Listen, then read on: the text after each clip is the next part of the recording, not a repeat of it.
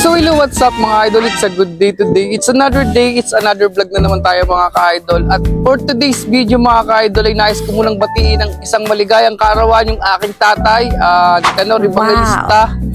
Uuwi ako dyan bukas sa Candelaria, Quezon para i-celebrate yung birthday ng ating tatay. Sabado, January 11 mga idol, nasa Candelaria tayo mga ka-idol. At meron pala tayong sasagutin na katanungan ng ating commentator mga idol, yung nag-comment dito sa ating post na ano daw gagawin mga idol pag yung inahin nila ay hindi naglilimlim mga idol. So yon, maraming factor dyan mga idol na kung bakit hindi naglilimlim mga idol, pero base sa experience natin mga idol, hindi maglilimlim yung mga alaga natin mga idol pag nasanay siya ng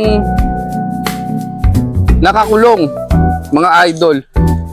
Napansin ko yun mga idol, hindi siya naglilimlim talaga pag nakakulong kasi parang hindi siya marunong maglimlim mga idol. Ngayon ang gagawin natin dyan mga idol pag hindi naglilimlim is papakawalan muna natin mga idol. Yan, tulad nito.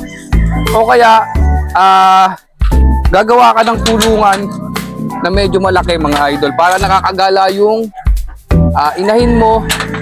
Tapos hihintayin mo siya na umitlog sa pugad mga idol. Kung maaari mga idol, pag alam mo nang iitlog siya, buhatin mo na, tapos iupo mo na dun sa pugad mga idol yon. Halimbawa, tulad itong pugad na to.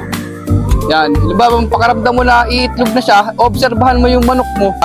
Bubuhatin mo na siya at ilalagay mo na siya dun sa pugad mga idol para matuto siyang umakyat sa pugad, and then akit lagi siya sa pugad pag iitlog siya mga idol.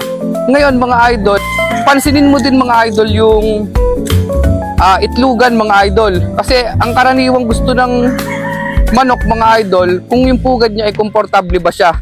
Mahalaga mga idol na yung pugad is hindi paspas ng hangin, hindi na nalilikot lagi ng mga tao, diba? Padandaan, medyo liblib siya mga idol, kasi ayaw ng manok natin, ng inahin natin na lagi siyang nag-i-istorbo. Bibigyan ko kayo na example mga idol. Meron din tayo na manok dito na hindi naglilimlim. Ngayon ang ginawa natin mga idol is pinakawalan na lang muna natin siya. Tapos ito na siya mga idol. Gilmore to, bloodline. Papakita ko sa inyo.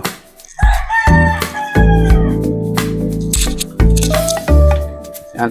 Nagpakawala tayo ng isang Gilmore kasi hindi talaga siya naglilimlim. Tapos masama nito, hindi pa naiklog. So yan, mapapansin natin mga idol, yung pugad niya ay hindi siya nai-istorbo mga idol. Para siyang relax niya, yung relaxation niya is na doon. Pansinin niyo to mga idol, yan. So yun, kita niyo to. Yan, nalimlim na siya mga idol. Dating hindi nalimlim yan. Ngayon, nung pinakawala natin mga idol, nalimlim na yan. Yan mga idol siya. Tapos mahalaga, hindi siya nai-istorbo ng tao mga idol. Kung makapansin nyo, yan, para siyang tambakan na lang. Yun lang. Kung nakatulong sa'yo mga idol yung video ko, paka-like, follow and subscribe na lang mga idol. At yun mga idol, kita-kits pala tayo sa gaganaping World Game Fowl Expo this coming January 17, 18, 19 mga idol. Na doon tayo, tapos may mga kasama din tayong mga vlogger mga idol. Pagkikita-kita tayo doon mga idol. At syempre, shoutout pa rin sa mga tunay, sa mga patuloy na sumusuporta. Lagi ko pinapaalala sa pag-aalaga ng manok, dapat lagi ka lang balanse, lagi ka lang moving forward. Lagi lang tandaan, winners never quit, winners never win. That's all. God bless. Bye-bye. See you next vlog.